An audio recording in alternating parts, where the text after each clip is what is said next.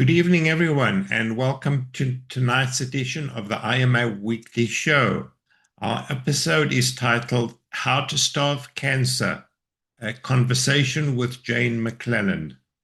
Tonight, we're diving into a subject that has transformed the way thousands of patients think about cancer, the metabolic approach, how our cells use energy, how cancer hijacks these pathways, and what patients can do to take back control.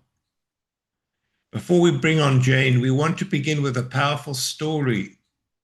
Earlier this year, we featured a segment with Dale Atkinson, who recovered from stage 4 esophageal cancer.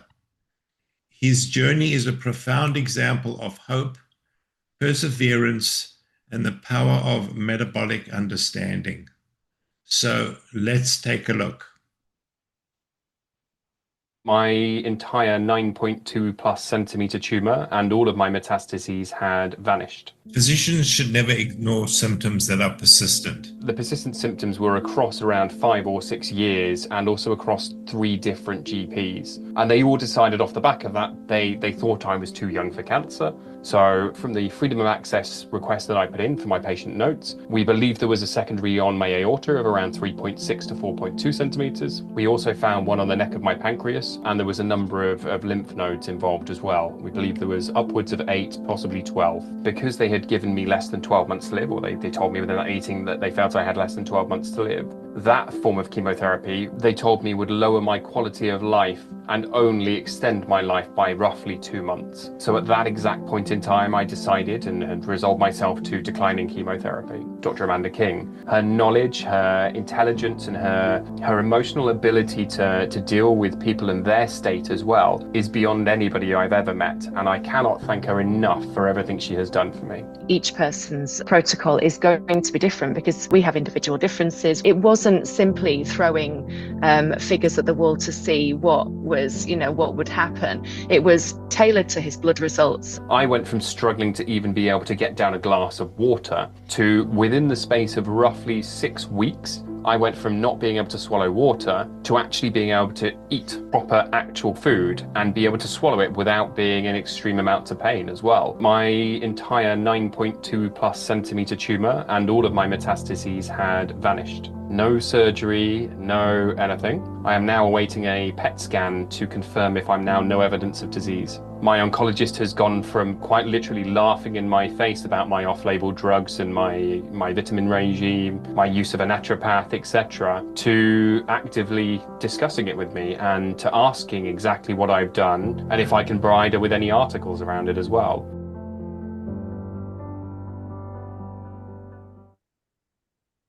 So I think Dale's story is very powerful because I think it illustrates the power of an alternative approach to cancer therapy, which is what we're going to talk about today with Jane. So tonight I'm joined with someone whose work has helped countless patients that find the same sense of empowerment, Jane McLelland.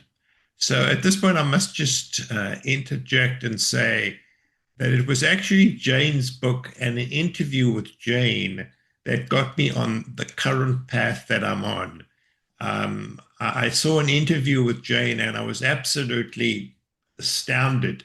I'd never heard of repurposed drugs and starving cancer. It was not what I was taught at medical school. It's nothing that I knew. And so I read her book, which was fascinating. And so I have to thank her for setting me on the journey that has become fascinating and that I'm currently on. So Jane is the international best-selling author of How to Starve Cancer. And so the title is really very apt because that's what we're going to talk about, how to starve cancer. A long-term survivor of stage 4 cancer and former chartered physiotherapist. She's recognized globally as a leader in cancer healing and education.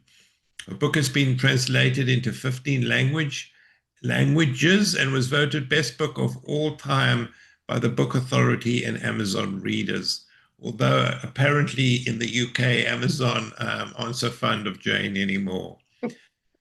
So, welcome, Jane. It's really an honor to have you with us. And with that, I'm going to hand it over to you. I think Oh, Jane's going to thank you. she's going to speak a little bit, do Thank some you. slides, and then we'll have a conversation. Great, super. And thank you so much for mentioning Dale's story, because he's actually, he's become a close friend of mine, and we're actually starting a charity together called Beyond the Standard, which is obviously looking at anything which is going to assist, and mostly repurposed drugs. The focus will be on repurposed drugs and trying to encourage collaboration between the traditional oncologists and integrative oncologists, longevity doctors, functional medicine doctors, anyone who can prescribe, even GPs who can prescribe these medicines, because it's not just the domain, it's not the exclusive domain of oncologists to determine what you should do when you have cancer. And I think they fail to understand that point. Things have changed since, well, certainly in the UK in 2015, they brought in the Montgomery Rule, which then focused on patient-centric care. And this is a big change. But yeah, so yeah, thank you for mentioning Dale, because I've been in the background just watching what he's doing. So Amanda's been mostly involved, and Dr. Harry Coohan in the UK, who's a doctor I work very closely with.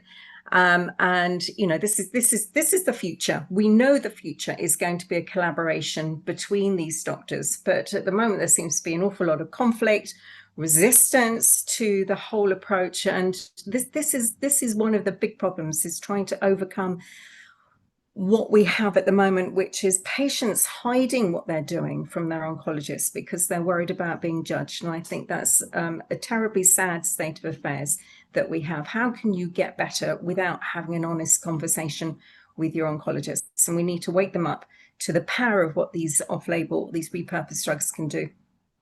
So that's been my mission for many, many years. And my book, my first edition of my book came out in 2018. And I'll just quickly talk about my story. I don't want to take over. I know that we want to have a chat at the end as well, so we'll leave some time at the end. But Jane, your story is a fascinating story. So I think yeah. the listeners would be interested. So you can tell us your story. Okay, because I don't know that everybody knows my story. I know I've sold a lot of books, but I guess there's a lot of people who've probably never heard of me before. So I will start at the beginning, and let's just put that full screen. Can you see that okay? Yes. Yes, you've got that. Great. Okay. Fine. So quick disclaimer at the beginning, I'm not a doctor, not a pharmacist. You know, I describe myself more as a patient researcher, and I don't want to discuss the dosages, particularly of drugs. That's not my job to do that. But you know, you must. I always insist that patients get advice from a doctor. There's an awful lot of patients out there kind of doing it on their own, which I kind of understand. But really, you need to get a doctor involved. So me, former physiotherapist, as you already mentioned, stage 4 survivor. I'll quickly run through my story. I have been invited to study a PhD at Birmingham University, which I'm guessing I should do. But it's going to be trying to collate a lot of information that is out there already, because I've had a long history of being out there and causing a lot of change in the oncology profession.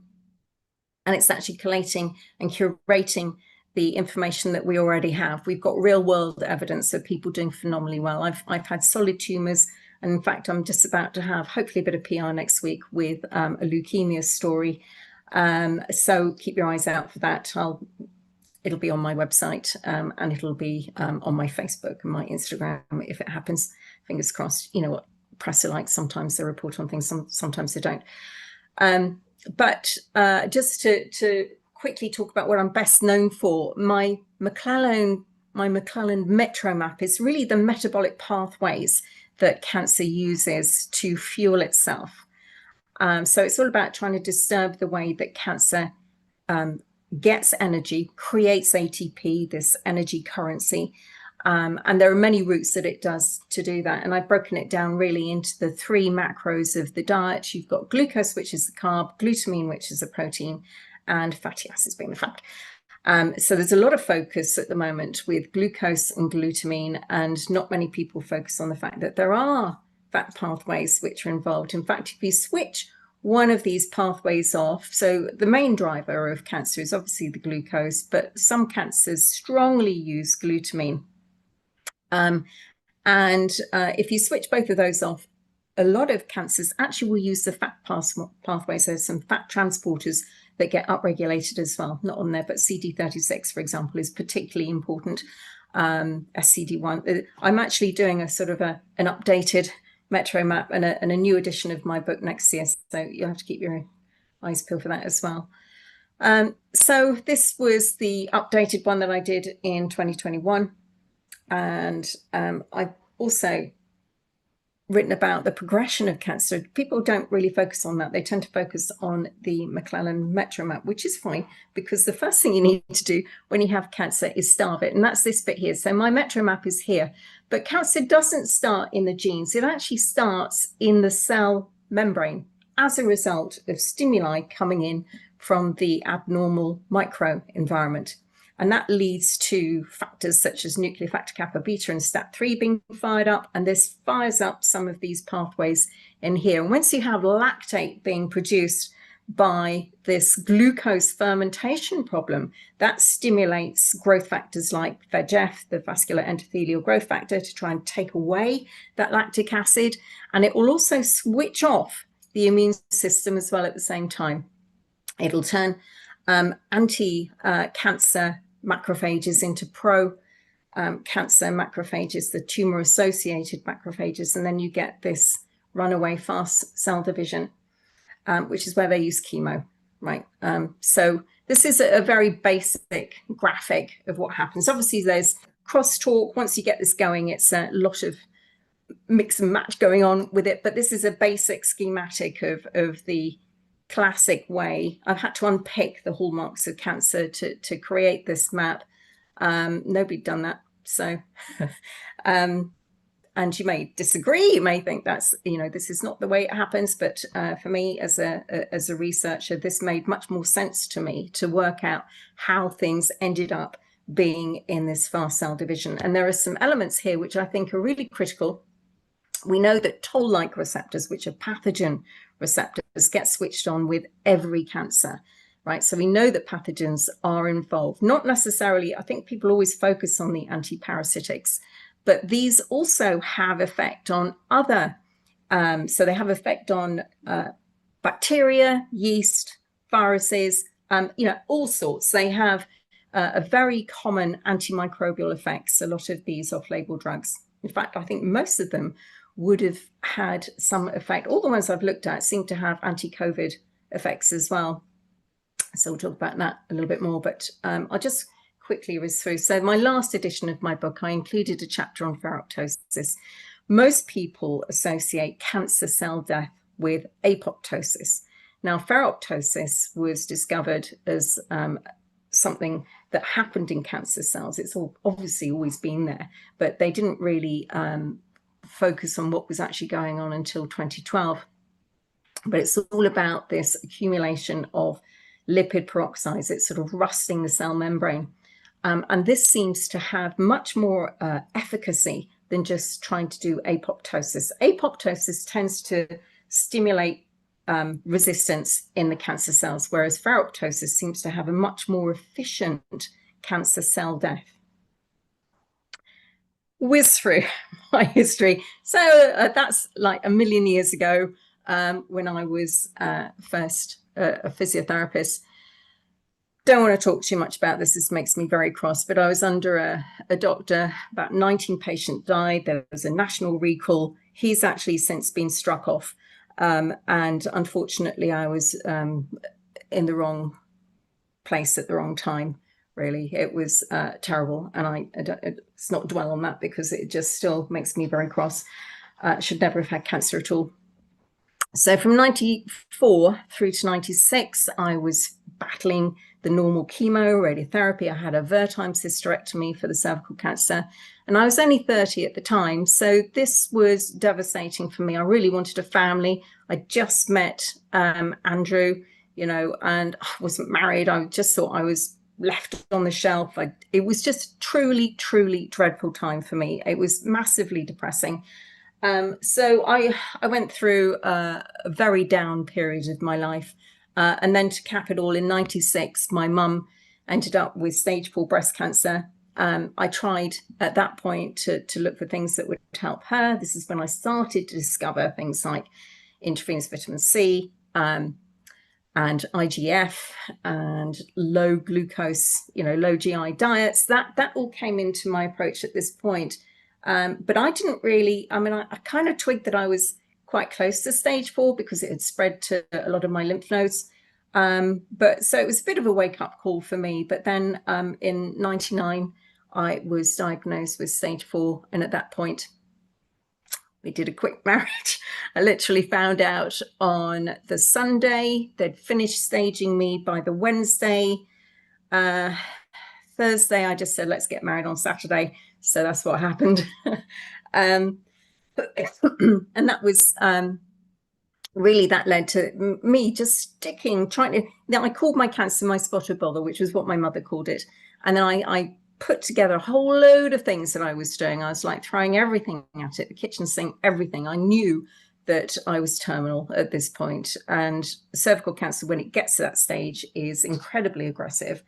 And, I knew I was, and I have doctors in my family, and they went around telling everybody that I wasn't going to make it, which was great. But, there are a lot of things in there that are very useful. And I think a lot of integrative doctors incorporate a lot of things like this, like checking a thyroid and all of that stuff. Your gut health is absolutely critical.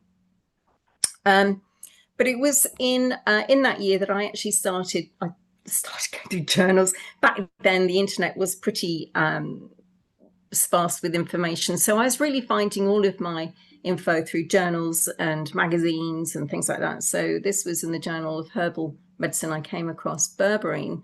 They didn't have it as a supplement back then. This was not even heard of. And in fact, I had to introduce this to my integrative doctor. But the thing, there are a lot of things about it that I thought were interesting, but it sort of had this starving cancer quality, which I thought was really interesting. So that sort of headed me off into that thought process. And so I started adding quite a lot of things into my cocktail. I mean, I had a whole host of supplements. They called me Marikers on my sailing team. They thought I was crazy. But in 2003, I then ended up with treatment-related myelodysplasia, which was a result of having the chemo and the radiotherapy at high dose. So this was another cancer layered on top of the first one. And survival for the first one was bad, but this one tends to convert into AML quite quickly. And, it's a very short survival. So at this point, they tested various things. I had a deleted P53. I had the raised TM2PK, which showed that's a sort of a marker for glycolysis. Raised MMP2, that's matrix metalloproteinase. That's the ability of the cancer to spread. And my immune system was seriously depressed. And then I came across this article in the Townsend letter about dipridamol. Now, just a little bit about dipridamol. Yes, it's an antiplatelet drug, so it does stop the platelets sticking together, and platelet drive growth factor is a really serious instigator of metastasis and spread. So it is important to look at some of these things, and I know that Dr. Marik, you've looked at Viagra and Cialis and things like that, haven't you, for helping to stop the platelet aggregation. But dipridamol is also a nucleoside salvage inhibitor. In other words, it stops the cancer pulling in certain nucleosides. But in fact, something that it really stops, alongside with the adenosine, is uridine, actually. Don't know why it's not on that list, but uridine really drives pancreatic cancer. And I've seen some amazing remissions from pancreatic cancer using dipridamol as part of the cocktail. Right, so this is where, so this is sort of a quick look at my map here. So the nucleoside salvage pathway is on the glutamine side. And then it'll also help block this pentose phosphate pathway, which the Viagra and Cialis and all of those other PDE5 inhibitors also work on. It also inhibits a cholesterol pathway. And this is what I love about these old drugs, is they're known as dirty drugs because they inhibit more than one pathway. They're like a multi-pronged approach all at the same time. And this is why they're great, because they can just hit different things together. And dipridamole will also hit this pathway here, something called SREB-P2, which is an alternative cholesterol pathway. If you block the mevalonate pathway with a statin, and cancers need cholesterol, they really need it. They need to build the cancer membrane, and they need to have cholesterol blobs on there. That's part of what they are. Without them, they're not actually a cancer cell.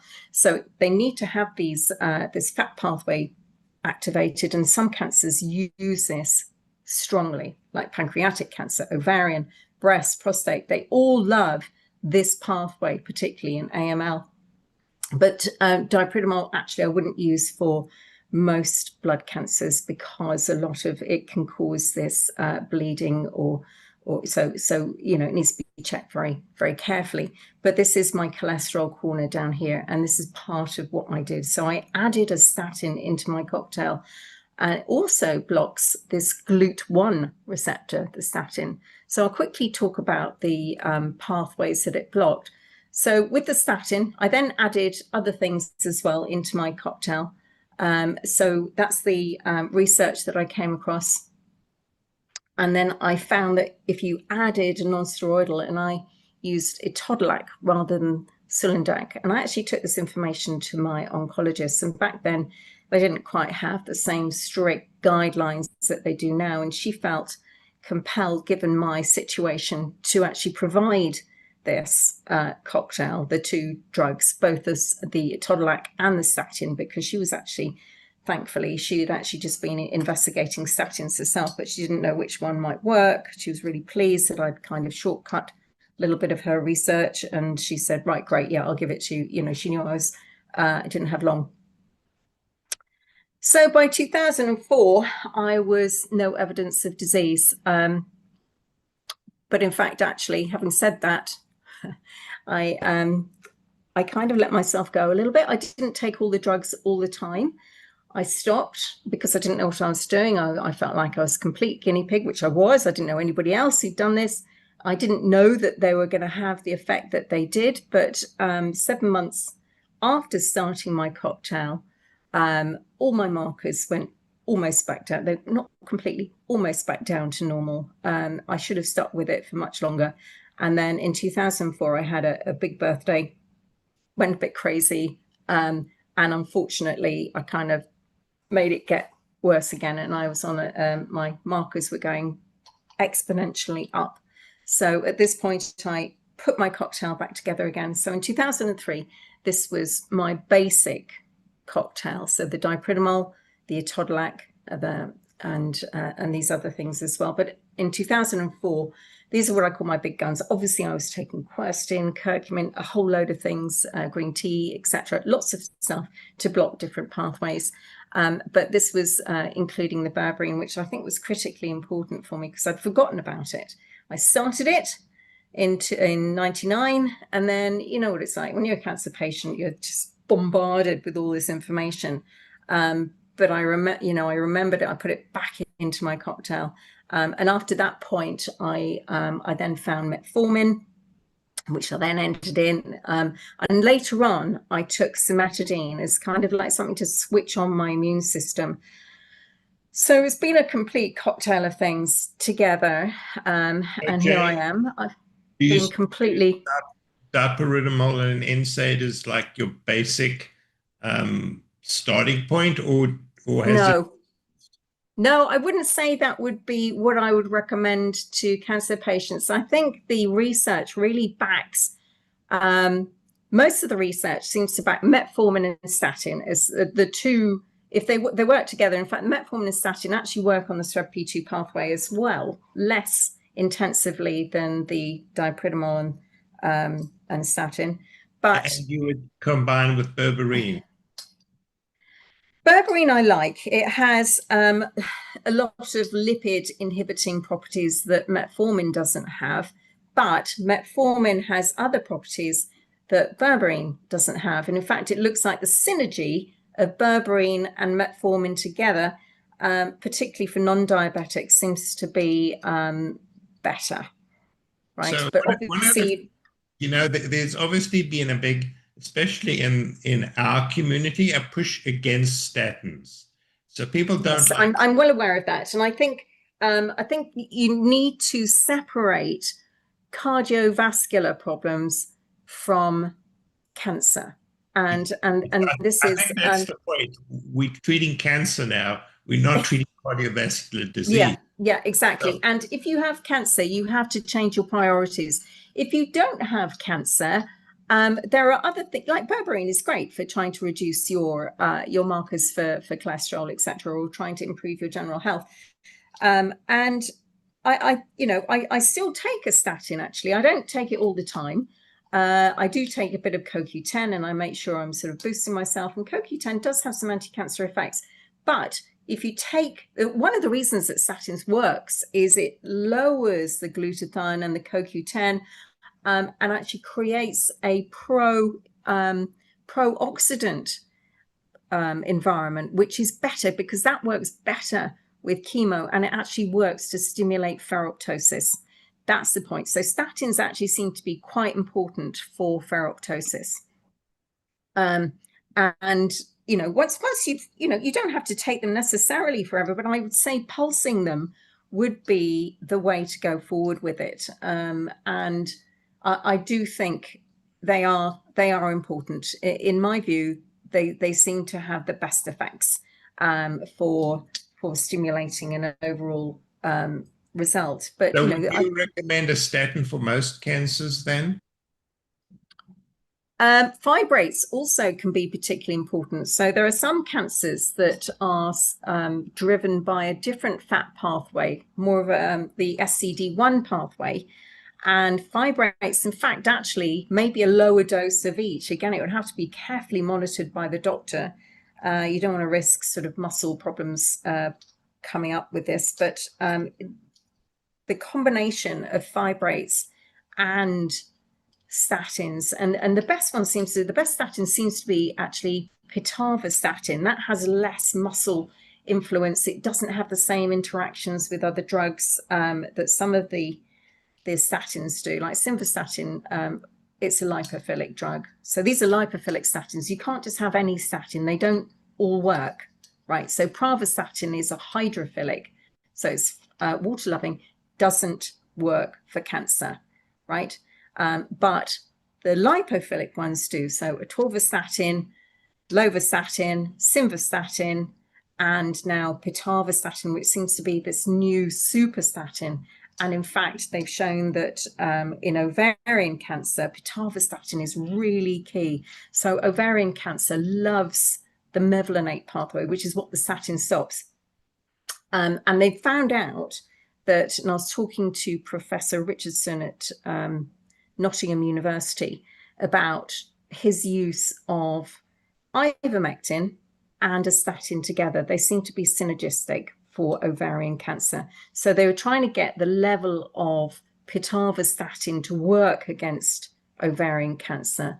And they found that if they added ivermectin, the result was much better. So I asked him, I said, why did you add the ivermectin? And he said, well, my researcher is from Iraq and they use ivermectin for everything there. So I thought, well, I'd let him have a go and see what happened. I thought, well, that's a good enough reason for looking at a good combination, but it works. So the combination of, and there are probably lots of other things that would actually make and we know that's the case. And I think actually the dipridamol statin combination could have been even better for ovarian cancer. So it's a sort of a layering, it's a synergy of getting things to work together. And the one thing I want people to take away from today, and I haven't quite finished my presentation yet, but the one point that I really want people to understand, it's not just about one or two drugs. There's this big push for ivermectin and fenbendazole at the moment, and I can understand it. They're relatively easy to get hold of. You don't need a doctor's prescription, but it just worries me that people aren't looking at the right pathways. They're not using the right thought process to try and work out what they really need. And I think the success of my book has really been people using my Metro map as that navigational tool in order to work out exactly what it is that they need. And it has seen quite a lot of success, but it needs updating. I need to do the next one. So my thought process going through creating my Metro map started off with just this very basic thought of blocking those 3 macros in the diet. And this is kind of like what I call my Piccadilly Circus theory, where you're looking down on Piccadilly Circus. This is like the oncologist looking at what's going on. They are focused on the genes, right? They are focused on the P53, the BRAF, the KRAS, whatever it is. These are kind of like the main fuel lines. I'm likening it to sort of all heading in to Piccadilly Circus. But this is my underground map of what's going on in Piccadilly Circus. And these are the metabolic processes. These are biological processes.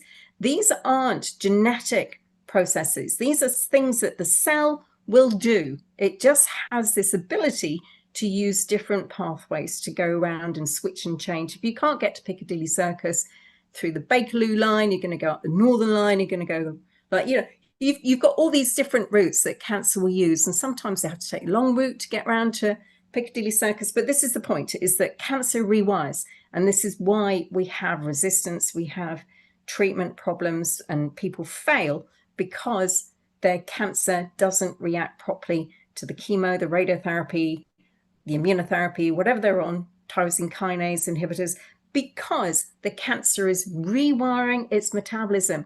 These genetic changes, the KRAS, the MYC, the BRAF, whatever, they have effects on the metabolic processes. And I've tried to empower the cancer patient to understand what's going on so that they can sit in the driving seat and they can go, right, you can use AI today. I'm like, it's just genius. It's so easy to kind of work out what you need to do compared to me back in 1999, floundering away, desperately searching through endless journals. The dipridamol information came from a 1985 journal. It was crazy amount of research that I was having to do, but it's kind of like, it's easy today. It's so easy. You can just use your phone, type a few things in, and you come up with some really great information. It's getting better. It's still not perfect, but I feel like for the last 2 years I've been teaching AI. I feel that's been my job, to actually provide information, and I don't mind that. I want people to know this stuff. It's important. I've been trying to create links to make it look at the right kind of information, to look at it in the right way. So this was kind of me building up my map, and I was looking at different ways to block this ATP and how the cancer was using these different pathways. Autophagy is a double-edged sword. So for most early cancers, it won't necessarily use autophagy, but as you get more aggressive with the cancer towards stage 3 or 4, the cancer will switch on this autophagy. So it will pull in, it'll actually recycle dead cells to feed itself. And this is how it survives. So autophagy also needs to be blocked too. So there are multiple different ways, and people get a little bit stuck with this OXPHOS pathway because people feel that you shouldn't have to block that. And I know Tom Seyfried is against metformin, and he doesn't like anything that's going to affect the cancer cell mitochondria, all right? Because this is something that happens in the mitochondria. This happens in the cell cytoplasm. So this mitochondrial action, actually, people don't realize there's a reverse Warburg that happens in a great many cancers. And you can look this up on AI. You can type in, does my particular cancer use more OXPHOS or glycolysis? And you'll be surprised to find that there are a few cancers that are actually using more OXPHOS than they are glycolysis. Because what happens is you have the cancer cells are actually using OXPHOS, but they've transformed the stroma, which is around the cell, to be using glycolysis. So this pumps out, so the glycolysis, the stroma is pumping out lactate, the cancer cell is converting that back to pyruvate and pumping it back in through the mitochondria and then producing 36 units of ATP. So it's actually driving the cancer in a different way. Breast cancer, estrogen positive breast cancer, for example, uses this. So this is a really important, this is why we need to curb this particular action. And in fact, what happens is the cancer cells nestle up to the cells in the stroma, and it's a bit like pirate ships. They sort of like lower the drawbridge, go over, nick the mitochondria. They will actually steal mitochondria, pull it in to the cancer cells. So they got the treasure, get it back on board, and then they have a much better fueled cancer cell for division and fueling progression. So this needs to be curbed. So you have this excess of mitochondria. The mitochondria also have their own DNA. They divide, they create this super fueled cancer stem cell. And this is what we need to stop. So in fact, for breast cancer, you'll find that doxycycline, which is an antibiotic, will work on, because mitochondria are like whole bacteria. So berberine is actually a natural antibiotic. So that's why it works really well on this OXPHOS pathway. And in fact, you'll find that ivermectin is a weak mitochondrial inhibitor as well. So it does actually work on this pathway too, but you need to have a combination in order to, so metformin is only a week, they're all weak, but you need to add these things together to get a stronger effect, a bit like using the ivermectin and the statin together. The combination of the two creates the synergy that works better. So Jane, you mentioned doxycycline. Can I just, for a second, a lot of people are reluctant to chronically take an antibiotic because they think it's going to alter the flora and the microbiome is so important. Totally understand that. Yes, and but you also want to stop the cancer. So the Care Oncology Clinic, which we'll just come to in a minute, they added, so this was their cocktail and doxycycline was in their cocktail. And I think if you have a colorectal cancer or something which is directly linked to, really, I mean, they all are. All cancers are linked to the microbiome and things going wrong. That's kind of like the root source of the problem, the immune system and the microbiome.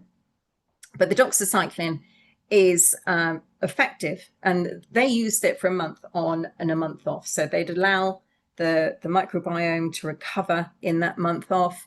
You can also use things like Saccharomyces boulardii, things like that, which are a yeast, which doesn't get affected by doxycycline, and that will help keep the microbiome going whilst you're taking the doxycycline. Or you can take probiotics at a different time of day to the doxycycline, so you can kind of keep it going.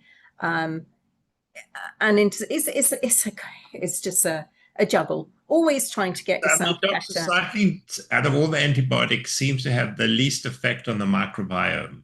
Is that correct? Yes, it affects more of the small intestine rather than the large intestine. So that's why you get less of effect on the microbiome. But I still think it's worth boosting your probiotics, your fiber. And so do the patients take it chronically, or do they alternate month on, month off?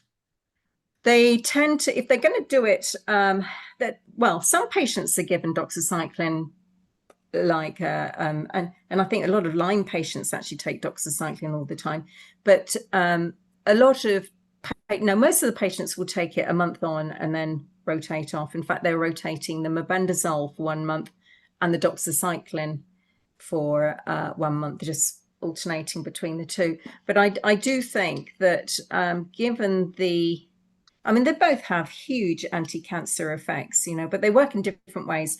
In fact, they both, mebendazole and doxycycline, will work on those matrix metalloproteinase. They both stop those growth factors together. So actually, that's an important point with them as well. They don't just work on starving cancer, they'll work on the growth factors too. So yeah, this coming back to my metro map was where you have, and this isn't a full map, this is just a quick basic recap, the first one I did in 2018. So statin and quercetin will block the GLUT1 receptor. Now, different cancers use different glucose receptors. GLUT4 is your muscles. That's what your muscles use to get glucose into them. cancer uses GLUT1. Some cancers use GLUT2, GLUT3. A few of them will use GLUT4, like myeloma. Many cancers actually use the fructose GLUT receptor, which is GLUT5. Right, prostate cancer, breast cancer will actually use GLUT5. So you have to be a little bit wary about that. But apigenin, which you find in parsley, and I think it probably is better taken as a pill because you get a much more concentrated effect, can actually block the GLUT5. So there are lots of, throughout the whole of my MetroMap, there are different ways you can actually block the effect of cancer getting in and fueling and driving the cancer. So this was my project, right? I've been a complete nerd for like years, just trying to map out what was doing what and actually creating this map. And people are now using this as their navigational tool to try and work out for themselves. And with AI, I think it's just a game changer. It really is. So for me, it's a big relief because I've had, it relieves me of the stress of having to deal with it, because I know patients are much more empowered themselves these days to actually go ahead and work it out on their own. They shouldn't just work it out on their own. And this is why I want to create an app, is to try to create an easier route for patients to have information they can produce, which they can then go and take to their oncologists and say, these are the pathways that have been blocked by these things, and to have the ability to talk between, and I think this is the future. We need to get oncologists and integrative doctors working together. I know there's a lot of conflict out there, a lot of resistance to these repurposed drugs, and I know this is kind of like a little bit of an I told you so moment with ivermectin, but I just feel that we need to embrace, in order to get where I want, which is more people surviving, we need to encourage the oncologists to come on board a little bit and to understand this. And it's I felt like it's my mission to try and, I don't think I will ever change the oncology profession, but I hope I will just change their attitude to try and embrace the metabolic approach, because it's so cheap, really. I mean, some of these things I was just looking at a cocktail which I put together for a leukemia girl who's doing phenomenally well. This, hopefully I'll get some press coverage next week. But anyway, it's the cost for the NHS, I was looking at the cost, it was £15 a month, right? Treatment for this girl. £15, that's all, like, I don't know, that's about $20. Nothing. It would cost the NHS to provide this. And it just makes me really cross that we don't have the option to put this together. So I said I was going to talk, Dr. Marik, a little bit about the antiparasitics, because this is the topic du jour. A lot of patients out there are putting these cocktails together. So ivermectin and mebendazole do stop this glucose receptor. In fact, ivermectin seems to block more of GLUT4. I don't know whether it blocks other ones. Mebendazole seems to be much more of a global glucose blocker. Okay, it stops the tubules pushing out the glucose receptors to the surface. Ivermectin, just move this a minute. Ivermectin and niclosamide do work on this OXPHOS pathway. Very important for some cancers. So we need to look at that. The mebendazole does block lactate dehydrogenase. That's one of the enzymes in the glycolysis pathway. So it does work on that. And then you have on the other side, on the glutamine side, mebendazole and fenbendazole do actually modulate this proteasome. But you need to, for the anti-cancer effects, you need to add bortezomib as well, just to make it work better. But to block glutamine is one of the things that people find really hard. Now, niclosamide blocks this macropinocytosis pathway. This pathway is really, really upregulated again in pancreatic cancer. Right, I have so many pancreatic cancer patients. So, Jane, you think we could stop at this point? I have a few questions to ask you, and then we far away over to the audience. So maybe I know I'm cutting you short, but we don't have a lot of time. Fine. I think I'm pretty much done. Yeah, I think you've gone through the map pretty well. So Yeah. one of the things you really didn't focus on was diet and low glycemic diet. And Yeah. could Yeah, you, that's absolutely critical. I have 4 pillars in my approach, and diet is something which I think is really key. Now, it doesn't matter really whether, well, it does matter. You can choose between ketogenic diet, intermittent fasting, or a paleo diet. All of these things will actually reduce the amount of glucose getting into the system, right? So there are certain times or certain patients who need to be evaluated properly for the ketogenic diet. Doesn't work in everybody. It can cause cachexia, and I think you need to have a nutritionist really evaluate you for your insulin resistance and all of that. So clearly insulin it's on my map as well. Insulin is a really big kicker. It'll drive and push the glucose into the cell. So really important to be looking at insulin and lowering your resistance. And in fact, metformin combined with fasting, intermittent fasting, seems to be the way that it works better. So there was this big HA23 trial looking at metformin with breast cancer, and it was like deemed to be a failure. But what we know is that metformin works well with diabetics, right? But they did this test on breast cancer in non-diabetics using metformin, and of course it didn't really work that well, because again, you need to layer these different things in. All of these drugs on their own don't work very well. You need to have them in combination, and what worked was the combination of metformin. Well, they're doing another trial looking intermittent fasting and metformin for breast cancer these days. So but it's not a very big window. That I think they're stopping the feeding at like 8 p.m. until 8 a.m. I don't think that's long enough myself. So, I think you should be stopping earlier and starting later the next day in order to get a bigger intermittent fasting window. yeah, But they're so now looking at I that. agree that intermittent fasting at least is a very basic component.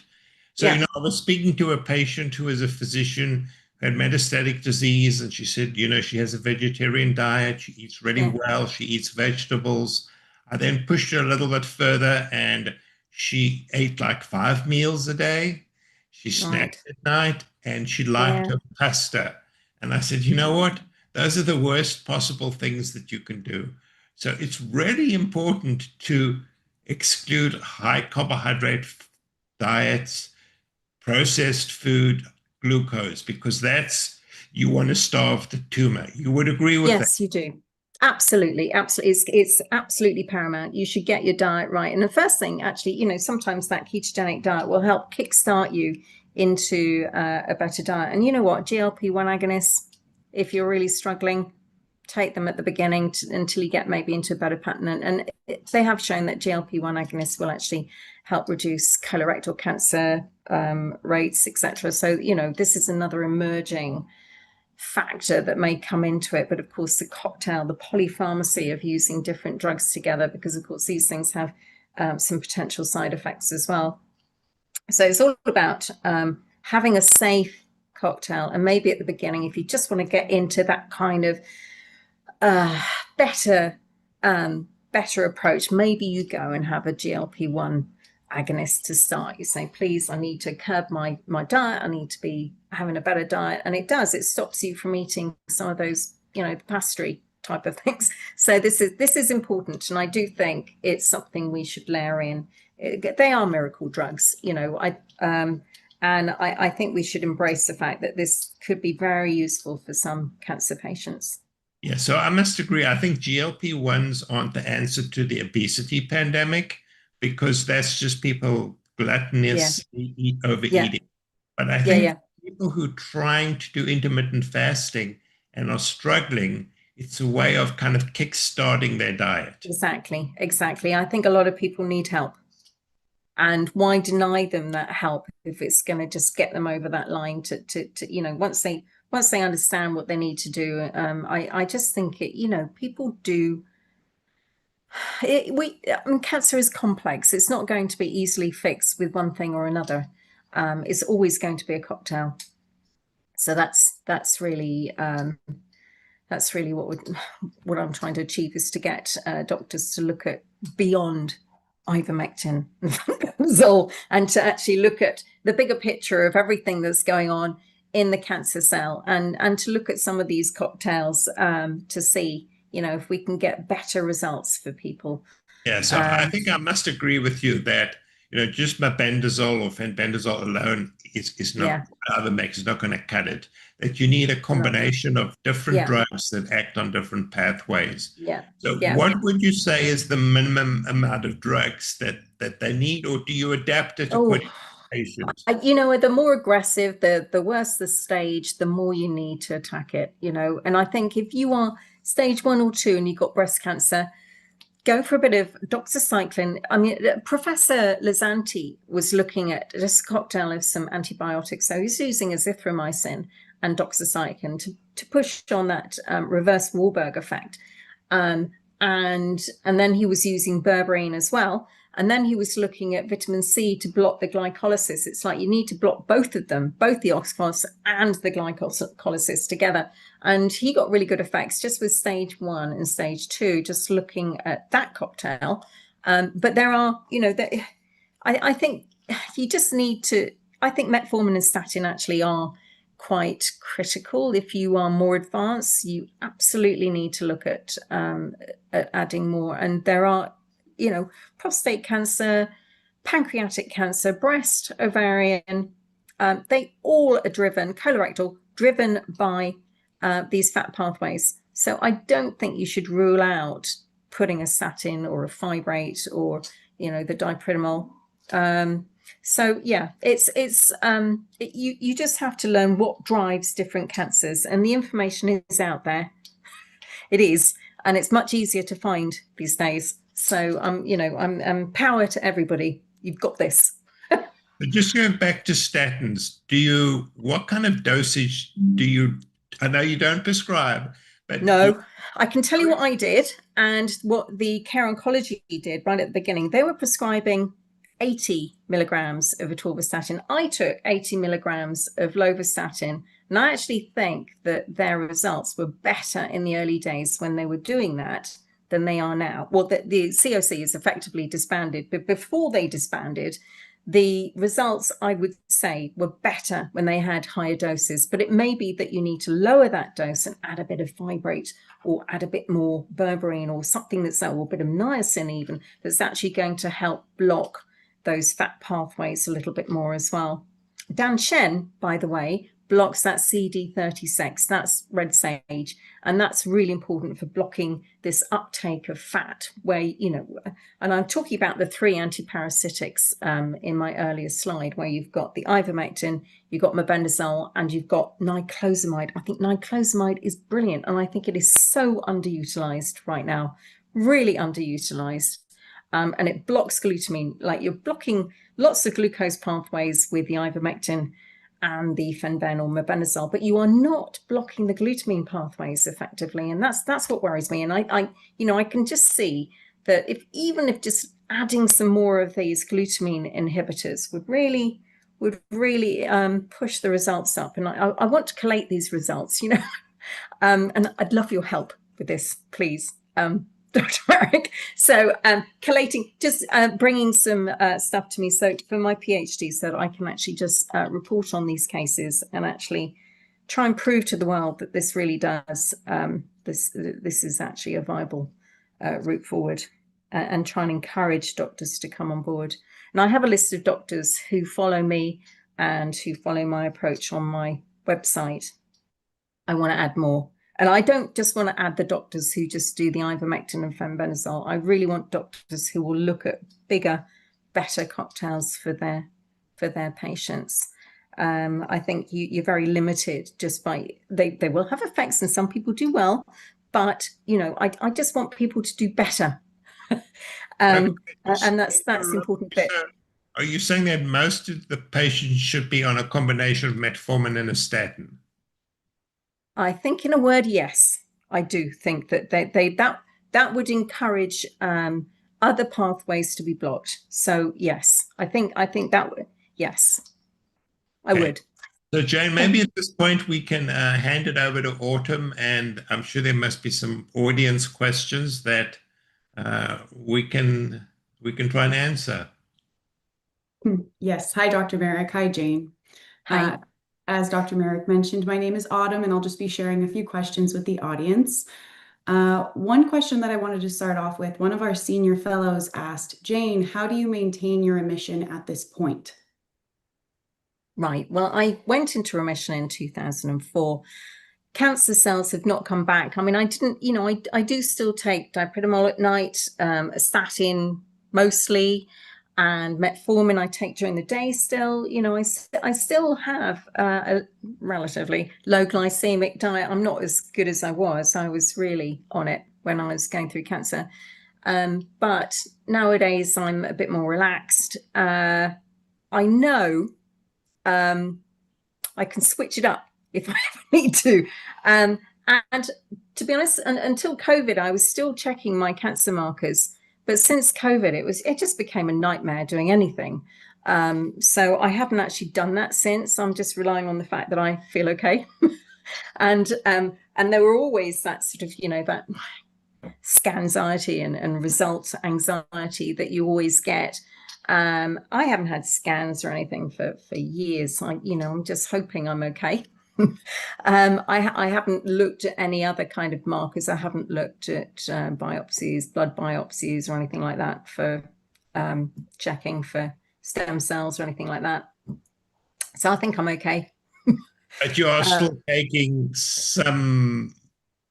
Yes, I am, absolutely. And I take quite a lot of supplements still. I still drink green tea every day. I hate it, but I still drink it. I think it's important because that helps again to block the glutamine getting into the cell. So I'm aware. I think once your eyes have been open to this, and once you've been stage 4, and I had no idea I was going to survive. I was on death's door. And once you've been in that situation, there's no coming back from it. You can't unlearn it. So now I am very careful about my diet still. I'm not the best anymore, but I'm still fairly cautious about what I eat, and I still add quite a lot of the off-label drugs into my cocktail. Another question we got from Bob Isaacson was, what is known about the accelerant effects of electromagnetic energy, X-rays, microwave radiation, etc., on cancer growth?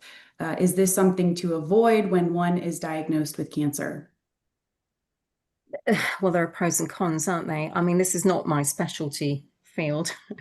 But, I would for me, when I was stage 4, they wanted to take CAT scans of me every month because they wanted to see how I was doing. And I refused to let them do that. I said, no, you're going to take a scan of me every 6 months. I was very confident I was going to be around. They weren't confident I was going to be around. But, I do think we have to be very careful. Mammograms, etc., can be... I don't have a mammogram very often. I've only ever had one.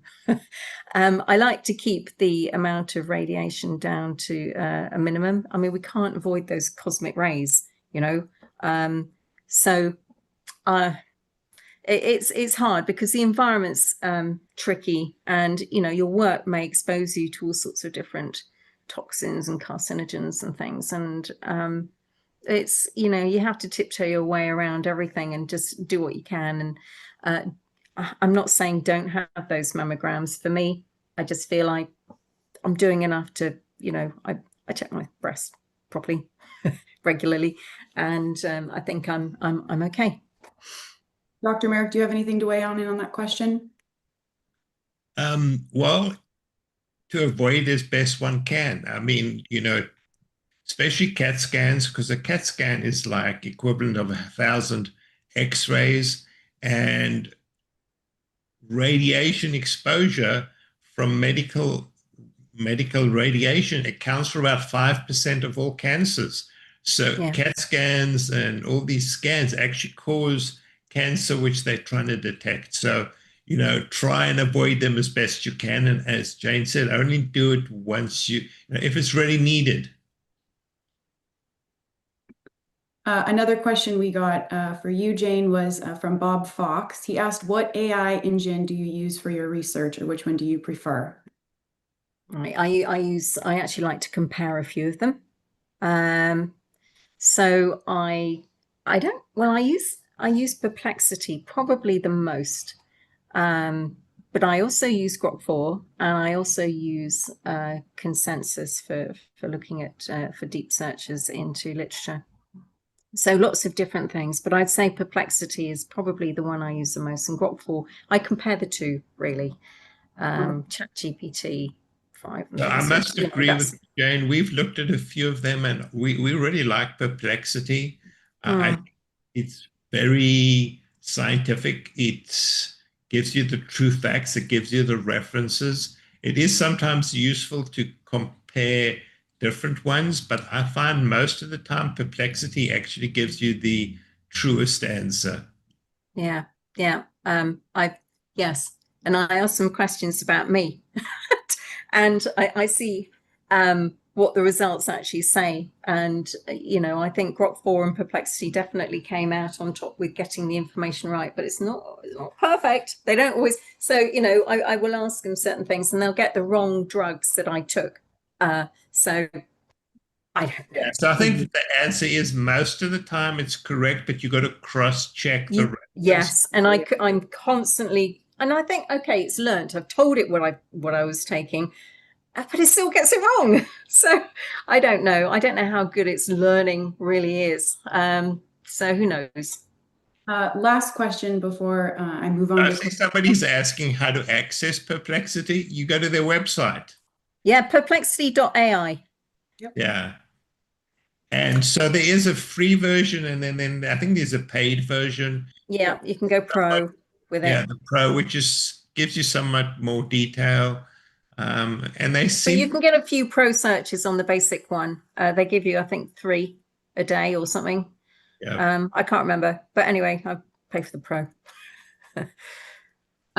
One last question. We were receiving questions about lowering glutathione specifically, whether it's recommended in all cases or whether people should avoid supplementing with it, or if this guidance only. Yeah, that's an interesting question because NAC, the N-acetylcysteine, which creates glutathione, again has sort of differing results. So if we take ovarian cancer, for example, some subtypes will respond well to having a tiny bit of NAC, and some more aggressive ones won't.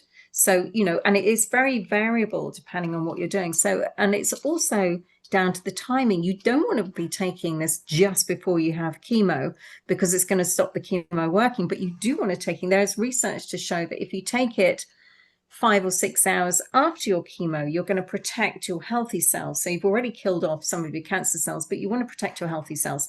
So it's a timing issue and how much you take. Now, glutathione itself is different. I would generally say avoid it at particular times, and it can fuel, I've seen people do quite well initially on NAC, but what they do is then drive resistance because you're driving that antioxidant effect, which means you can't stimulate ferroptosis. It's like it stops ferroptosis from happening. So you need to be blocking that, and that's why things like. Yeah, so I think as a general rule, you want to avoid antioxidants because particularly when you're having chemo or whatever, it negates the effect. The other thing which is really interesting is B12. So high levels of B12 actually drive cancer growth. So if you're taking B12, one has to be really cautious and make sure your levels are low. So obviously metformin can cause B12 deficiency. So people often take B12, but if you overdose, it actually drives the cancer. So one has to be careful about these interactions. Exactly. There's a window, a sort of a B vitamin window, I think, that people need to be aware of. And if you're under or you're over, you can cause problems. But yeah, B vitamins are important. Well, before I move on to our closing announcements, Jane, Dr. Marik, is there any closing thoughts that you'd like to leave our audience with? So I just want to thank Jane. I think she basically was the engine that has driven a lot of people down this pathway. There are multiple different approaches. I don't think there's a right approach, but I think Jane started people down this track of, repurposed drugs and alternative therapy, which is really very important. And, Thank you. I think with time, we're going to refine what we do. There's something like 300 repurposed drugs that may have activity against cancer cells. And obviously, you can't take 300 drugs. So I think with time, we're going to refine what we do. Exactly. It's really through collaboration with people like Jane. And so I think her book is really, for anyone who has cancer or knows someone with cancer, is really a good starting point to read, because it's a very good book, and it's a very touching book, and it's a very personal book. It is a very personal story.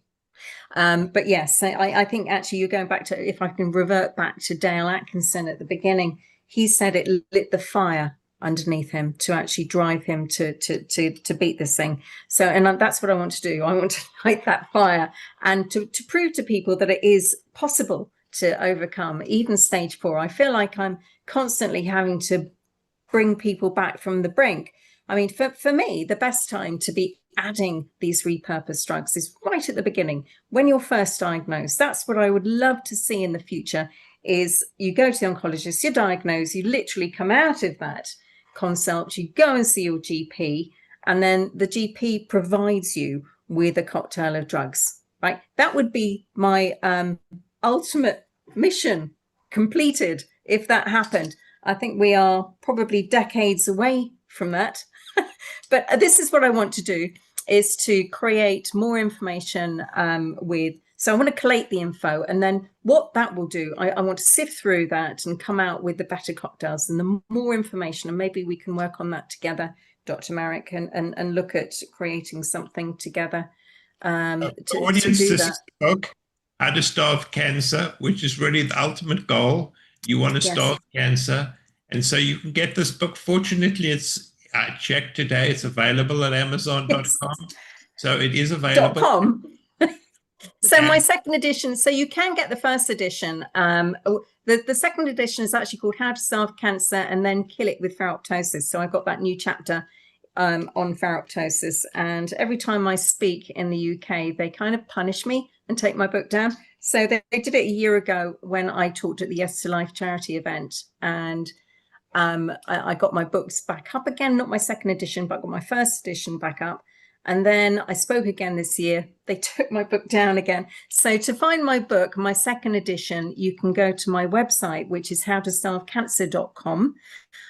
Keep an eye out for my third edition, which will come out next year. I've got a few more things on the pathway, but hopefully by then AI will be even better and we can work out, and hopefully I'll have an AI tool that will also help you determine what will be best for you as well. It's all going to be part of what I want to do going forward, is create easier, better resources for people to do this and hopefully collaborate a little bit. But we don't like this conflict, right? We don't like the fact that patients are hiding stuff from their oncologists. We want open, honest discussions, and that's my mission.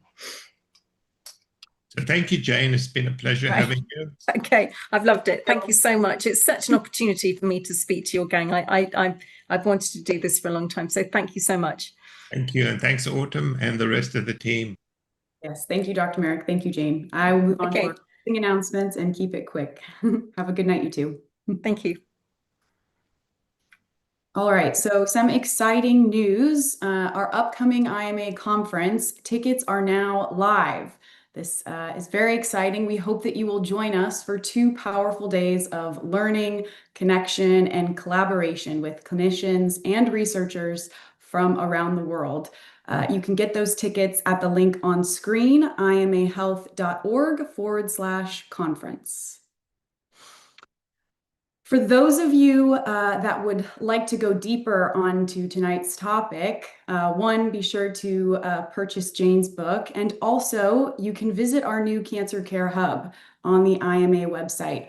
On this page, you'll find a wide range of resources, far too many to list here, but if you scroll down, you'll also see Dr. Marik's comprehensive cancer care monograph covering metabolic health, repurposed therapeutics, supportive nutrition, and much, much more.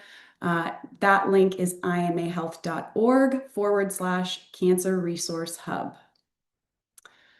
Next week, we hope that you will join us on Wednesday, December 10th at 7 p.m. as our IMA Senior Fellow, Dr. J.P. Salibi, hosts a special webinar discussing peptides featuring IMA Senior Fellow Dr. Molly James and possibly other guest experts as well. In this episode, they're going to be breaking down what peptides are, how they work, the pros and cons, and why they're becoming a widely recognized tool in regenerative and metabolic health. Trust in healthcare is broken and patients are feeling it. That is why we at the Independent Medical Alliance are in the process of building the IMA Trusted Referral Network. This is a national directory of vetted independent clinicians who truly listen and put patients first. Your year-end tax-deductible gift could help us build this secure platform, onboarding ethical providers, expanding features, and really to roll it out nationwide. We helped hundreds of thousands find care during COVID, and now we're building a stronger, permanent network for cancer, chronic illness, brain health, and more. We hope that you will join us in restoring trust in medicine, and you can find that link on screen or by visiting imahealth.org/restoring trust. All right, well, thank you all so much for joining us this evening. Before we close, we wanted to share a clip from We Unify, a conference. This is a panel discussion featuring Dr. Charles Hoff, our co-founder, Dr. Joe Verone, and IMA Senior Fellows, Dr. Ryan Cole and Dr. Jennifer Hibbard. In this panel, they were discussing medical ethics and informed consent. As always, we deeply appreciate your support, your questions, and your commitment to honest medicine. On behalf of the entire IMA team, thank you so much. Good night, and we'll see you next week. I think a critical place that the medical profession went wrong was to abandon medical ethics.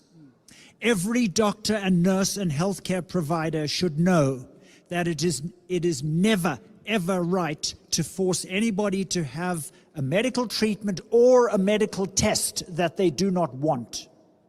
And this is the medical profession. I mean, this is a foundational thing. It's called informed consent, where you tell people the risks, the benefits, and the alternatives to whatever needs to be done, and then you allow them to make the choice. And in COVID, for some bizarre reason, the medical profession abandoned this foundational ethic that is basically personal bodily autonomy. The Code of Ethics and Professionalism of the Canadian Medical Association, which entrenches informed consent, also entrenches that it is never, ever acceptable to cover up evidence of harm. And I wrote to our provincial health officer, Dr. Bonnie Henry, to tell her the harm that was happening to my own patients. And I pointed out to her that whenever some new experimental treatment is being tested, if there is evidence of harm, you're supposed to stop the experiment. So I asked her whether it was ethical to continue the vaccine rollout in view of the evidence of harm. And of course, I was called a spreader of misinformation. So I think those are two of the foundational mistakes that we made as doctors and nurses and medical professionals in COVID.